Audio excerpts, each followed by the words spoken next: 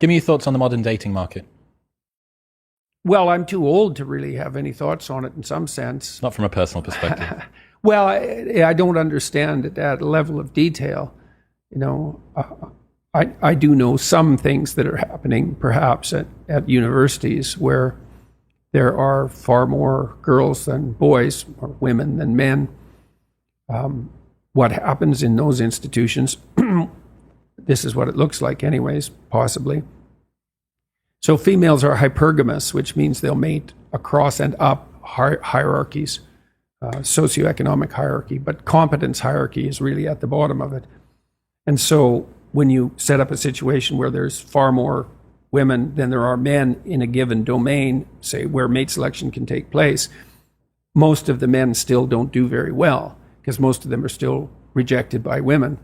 But a small minority of men do extraordinarily well if you think well means unlimited sexual access. And so what's happening in the universities is that a small minority of men have sexual carte blanche in some sense.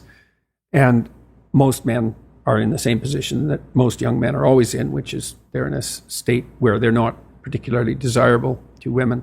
And then the women, of course, are terribly frustrated because the minority of men that they would really like to have long-term relationships with, it's a seller's market. No, I was pilloried a few years back for my comments about enforced monogamy because they were taken out of context and twisted in exactly the way that things like that get twisted now. But what did you mean by that?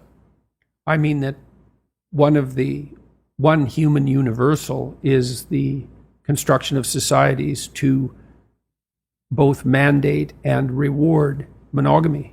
And there's all sorts of reasons for that. It's because it's the best long-term solution, fundamentally. But one of the reasons for that is that when women are scarce, men get violent. Now, that was read to say, well, I thought that the society should be distributing women to undeserving men, which is, of course, absolutely and utterly preposterous and bears no relationship whatsoever to anything I ever said or thought, or anything anyone sane would ever think or say, or has ever thought or said. Because I don't know anyone politically ever who was insane enough to think that the state should distribute women to men. Like, that's just never happened. So to be accused of that belief and then for that to, be put forward as a credible representation of what I thought was just one of the preposterous things that has happened to me. It's an unfortunate name, enforced monogamy, because it's a term from anthropology, right?